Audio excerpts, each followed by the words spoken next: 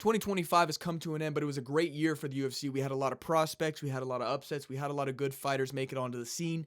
And recently I did a video of 2025's most overrated fighters in terms of their 2025 performance, and I figured I'd do the other side of the spectrum today and do a underrated 2025 fighters performance. Now, the ones that kind of just flew under the radar, they could be title contenders that didn't get the love they deserve, or they could be guys who are fresh on the scene that just had a really good performance.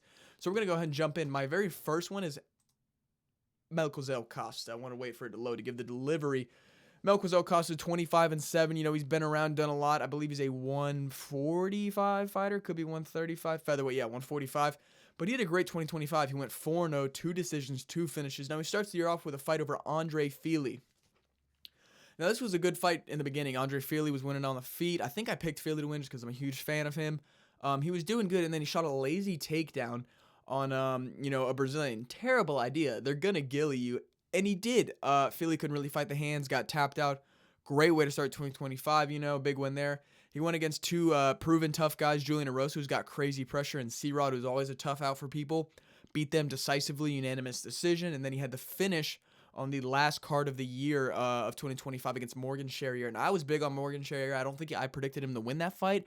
I thought Costa would have won by grappling, but he head kicked him just outside of the first minute. An absolutely insane 2025 for him, and I haven't heard people talking about him enough.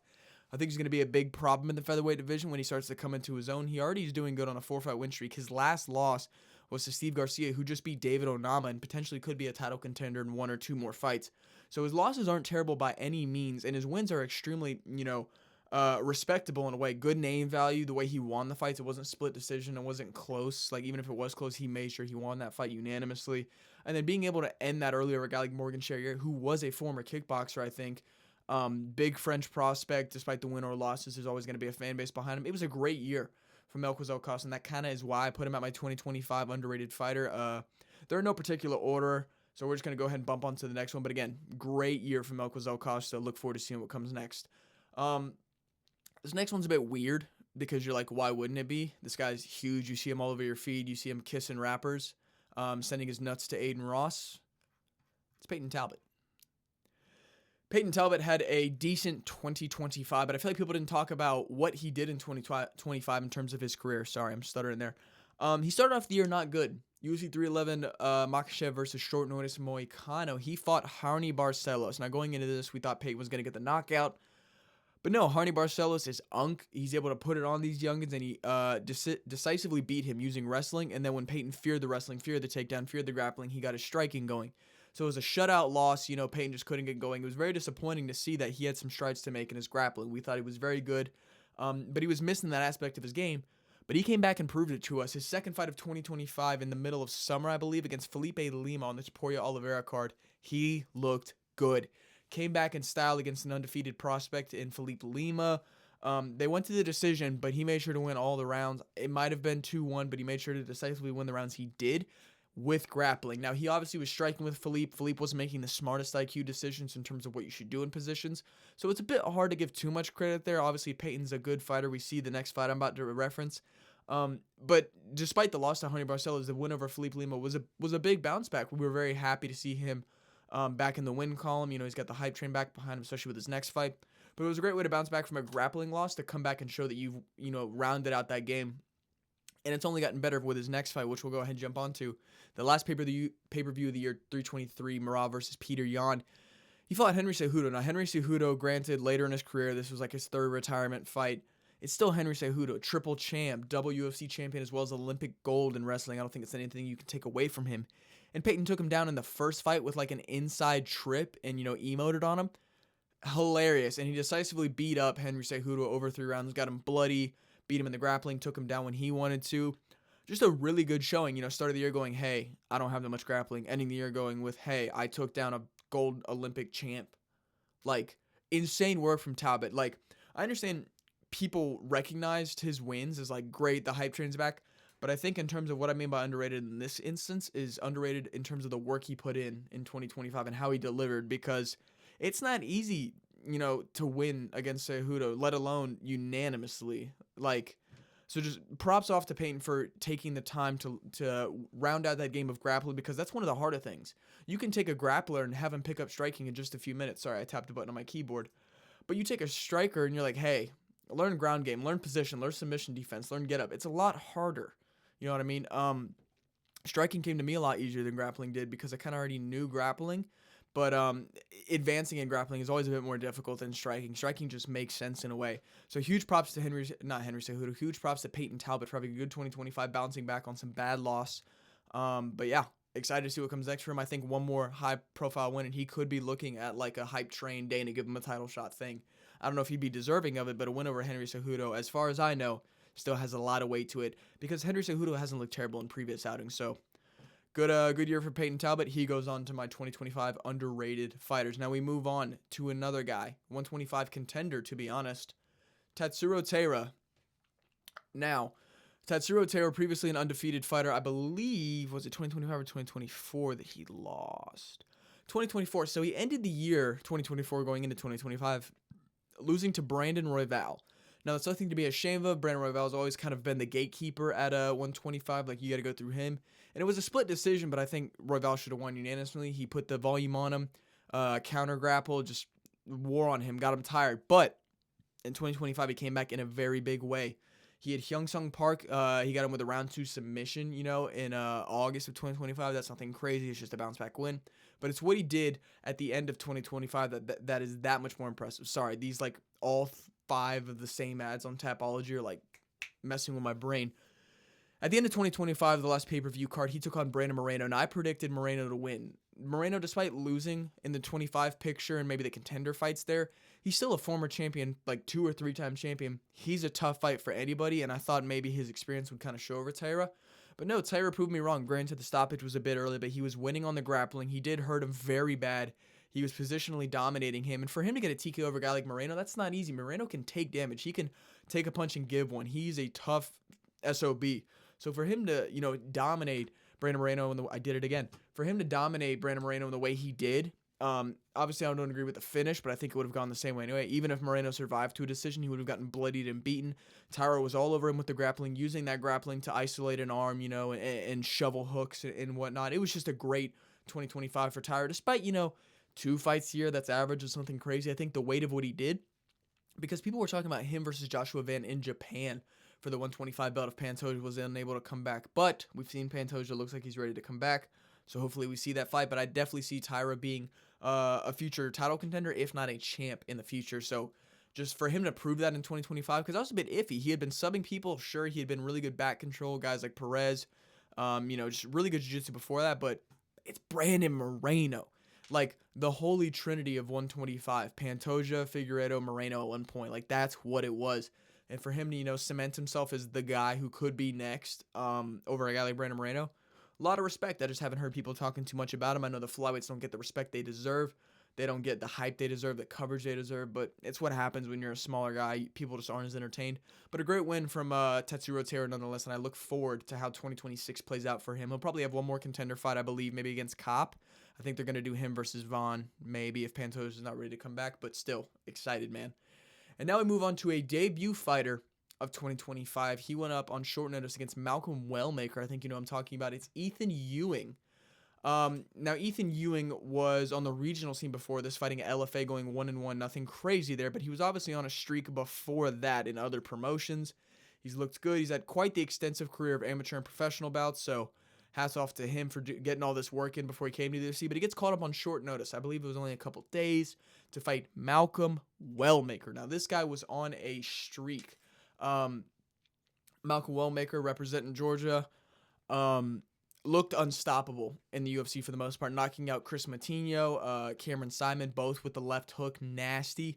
I thought this would be more of the same, but no, Ethan Ewing came in and decisively beat Malcolm Wellmaker. Now, this was a close fight. Wellmaker was never really out of it, but for Ewing to come in on short notice from the regional scene, despite being a pro from the regional scene against a guy like Malcolm Wellmaker with the hype he had, no doubt that he felt the nerves, and I don't know if most people would perform the way he did. And I'm excited to see how his 2026 goes because he put it on Malcolm Wellmaker. He outstruck him, he outgrappled him, he outphysicality'd him, and he was the smaller guy. I mean, he's got a head like Pops from regular show, but he's still an insane striker. He was able to put it together. He was able to take what Malcolm could give and give it back just as hard, if not a little bit harder. Pause. But still a breakout win. I mean, there was all of this hype train behind Wellmaker, him getting the back-to-back fights. I don't want to say back-to-back pay-per-views, but he won one fight, and then was like, let me get on that Atlanta card, and they put him on there. And 2 back-to-back knockouts. It just, Wellmaker had a lot of hype. So for Ewing to come in from the regional scene and do this, it was just so impressive of a 2025 debut. I understand it's only 1 win, but I'm super excited to see how he handles the 135-pound division in 2026. We're hype on Ethan Ewing. So he is under my 2025 underrated fighter of the year. Now we go to my final pick on this list. I didn't want to really have a number for this list. It was kind of just going to go as what I felt. I'm yapping here, but we're going to get to it. It's Peter Yan. Now, I was yapping because I felt like people would be like, are you stupid? It's Peter Yan, the 135 champ, beat up Merab. Of course everybody knows him. Of course everybody rates him highly, but y'all aren't understanding his 2025 performance. His 2025 performance had him as a dark horse in the race for Fighter of the Year. Because after Peter Yan lost to Aljo in the rematch, split decision by the way, he didn't get one fight and get a title shot like Umar, or almost got it like Umar. He went downhill. Aljamain Sterling, he lost a split decision to Sean O'Malley. He lost that terrible decision to Merab Dvalishvili, which got taken down time and time again. He was 0-3. He was 1 or 2 fights away from getting cut. Granted, it's against the top of the 35 division, the cream of the crop, but that doesn't stop people from getting cut. And it was really tragic because at one point, Yan was on top of the world, beating Sandhagen, Aldo, Faber, guys like that before it. He was like the bantamweight GOAT to be, and he could be now with that win over Merab. But he was on an 0-3 losing streak against the best of the best. How can you feel like you'll ever become a champion again when the 3 previous champs beat you? It's tough. It's got to be demotivating. But he didn't care about that. He came back even harder and worked his way to it in 2025. Now, I understand the majority of his fights, not majority, half of those fights were in 2024. So it was a lot of momentum building into 2025. But what he did in 2025, I had him so underrated. Because after beating guys like Song Yadong, Davidson Figueiredo, you could have argued for a title shot for him. I think he should have gotten one, but I don't know what happened behind the scenes. I don't know if it was his choice, but the UFC goes no. After beating potential title contender Song Yadong decisively and former 125, 2-time champ, I believe it was, Davidson Figueiredo decisively, you're going to take on up-and-comer Marcus McGee. Now, I don't know if y'all know who Marcus McGee is, but he's a very powerful, very explosive, now I don't want to say up-and-coming because he's been around, but he's kind of new to the UFC rankings in the, the bantamweight division. He's just outside of it at 17. The guy's freaking good despite you not knowing who he is. He's got nice striking. He's got good counter grappling. He has understanding of distance management. He's got good fight IQ. He's a good fighter. It wasn't some schmuck for a layup just to build his, his resume going into another title shot. This was a tough test. A lot of people were like, I don't know, man. McGee could get it done. Peter didn't look too good in the Figueiredo and Yadong fight. And to be fair, he didn't look like prime Peter in that. But against Marcus McGee, he showed out and just dominated him. Obviously, it was a unanimous decision, so not domination in terms of finishing him, but domination in terms of doing enough to win on the scorecards, being crafty, outstriking him, out-grappling him at times. I think he got multiple takedowns in that fight to get the judges' favor. Just a very impressive performance because down 0-3 against the top 3 bantamweights, how do you think you're ever going to come back, despite you being a former champion yourself? Just how do you think? So for Peter Yan to have that mindset, to have that drive to take on not 1, not 2, but 3 fights after these losses, and even jumping down in the rankings despite fighting number 6 and number 5 at the time, jumping down to number 17 against the guy who's that dangerous as Marcus McGee, totally respectable, but it's what he did at the end of 2025, and you know where I'm going with this.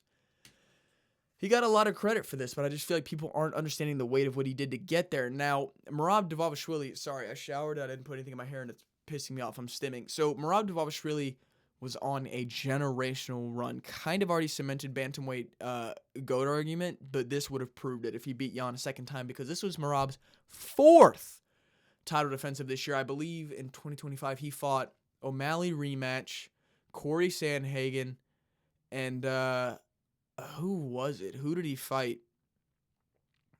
Umar. Jesus. He beat Nurmagomedov. He beat Corey Sandhagen, who I'm a huge fan of, and he had a really tough round against. And he beat, I literally just said it, dude, I'm an idiot, Sean O'Malley, with a submission in the second, fight. So he was proving that he was getting better, and he wanted to set a record. So he took on this 4th fight. He was a machine, per the nickname. He had momentum. He was ready. He was feeling good. Peter had gotten dominated in the first fight. So mentally going into this, both men knew their position. Peter Yan was probably like, I don't want this to happen again. And he said publicly that he had, his arm broken, or I think he was sick in the first fight. And maybe that was true because we saw it in the second performance. But that thought still in the back of your mind of, Was sickness really that big of a factor in me getting taken down 27 out of 50 times, getting dominated? I'm sure those thoughts ran through Peter's head, and Merab's going, "Oh, I take him down again for 5 rounds. It don't matter." So Merab clearly had all the confidence through the roof. Fight week, Peter Yan definitely riled Merab's feathers, saying he's in jacuzzi with dudes. That was funny. But the fight, unanimously beating Merab. Merab won round 1, and it was close at that. And then he goes on to beat him for 4 rounds straight on the feet and beats him in the wrestling. And whatever wrestling Merab does, Peter counters and doesn't let it win him the round. Truly impressive to beat a generational GOAT. People were arguing Merab pound for pound #1. They were saying bantamweight GOAT. Peter could be bantamweight GOAT at this point because his resume before he lost all of these and his climb back to the top is absolutely generational. So I'm not going to make that claim here, but I'm saying just what he had to do in 2025 and the momentum he carried over from 2024, I feel is underappreciated.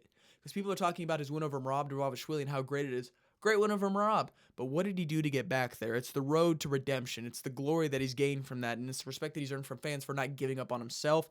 And that's why I have Peter Yan as my final and probably strongest candidate for 2025 underrated fighter of the year. I understand this was a bit of a longer video. I was just yapping. But if y'all enjoyed, like, comment, share, subscribe. Drop any other fighters that you think could have been underrated fighter of the year 2025. There was a lot of prospects. We saw a lot of good people come on the scene. Ateba Gutierrez. The list goes on. But these were my picks. So thank y'all for watching. See ya.